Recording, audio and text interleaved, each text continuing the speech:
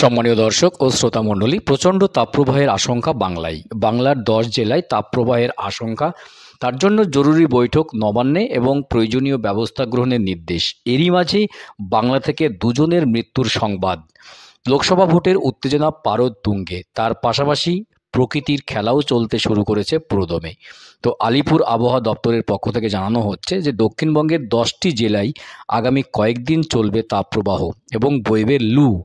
তো এটা দক্ষিণবঙ্গের জন্য চরম অস্বস্তিকর একটা খবর। তো বৈশাখের তপ্ত দুপুরে হাঁসফাঁস করার মতো গরম পড়বে দক্ষিণবঙ্গের 10টি।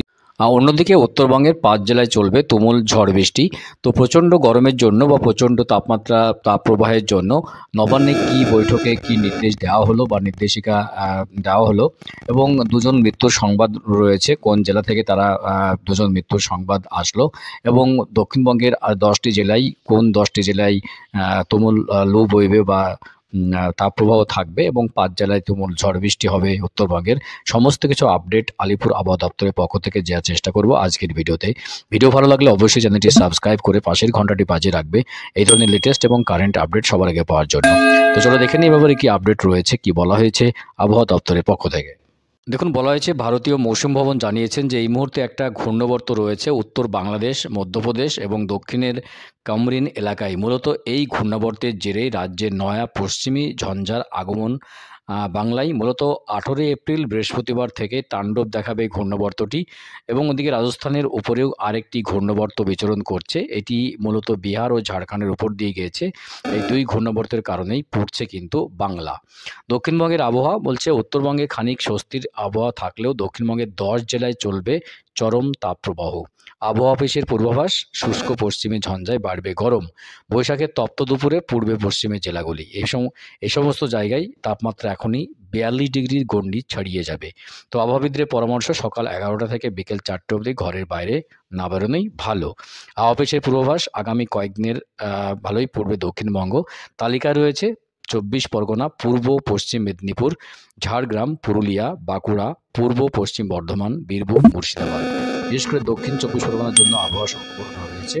বৈশাখী শুরুতে তাপমাত্রা 42 ডিগ্রি ছাড়িয়ে যাবে। তীব্র দহনে স্ট্রোকের আশঙ্কা রয়েছে এবং আবহাওয়াবিদরা কিন্তু উড়িয়ে দিচ্ছেন না এই উত্তরবঙ্গের আবহাওয়া। তবে স্বস্তির হাওয়া বইবে উত্তরবঙ্গের 5 জেলায়। ঝড় বৃষ্টির পাশাপাশি বজ্রবিদ্যুতের আশঙ্কা রয়েছে। তালিকায় রয়েছে দার্জিলিং, কালিম্পং, আলিপুরদুয়ার, জলপাইগুড়ি, কোচবিহার। বৃষ্টির পাশাপাশি বইবে 40 থেকে 50 কিলোমিটার বেগে দমকা হাওয়া। এই সাথে ঝড় বৃষ্টির সম্ভাবনা রয়েছে মালদা ও উত্তর দক্ষিণ দিনাজপুরে। এবার জানিয়ে দেব যে কোন দুজনের মৃত্যুর সংবাদ আসলো।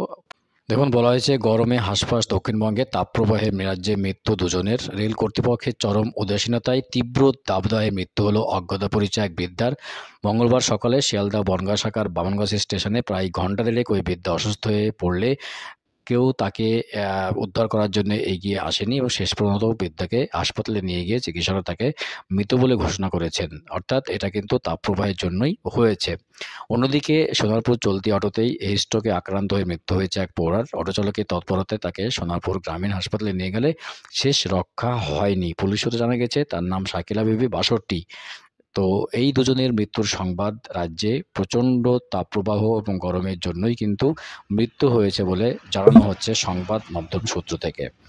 এবার জেনে নেব যে নবান্ন সূত্রে থেকে কি যে তৎপরতার কি জানানো হয়েছে এই দক্ষিণবঙ্গের যে 8-10 জেলায় প্রচণ্ড তাপপ্রবাহের জন্য নবান্নে তড়িঘড়ি যে বৈঠক ডাকা হয়েছে, সেই বৈঠকের সিদ্ধান্ত কি চলুন দেখে নিই।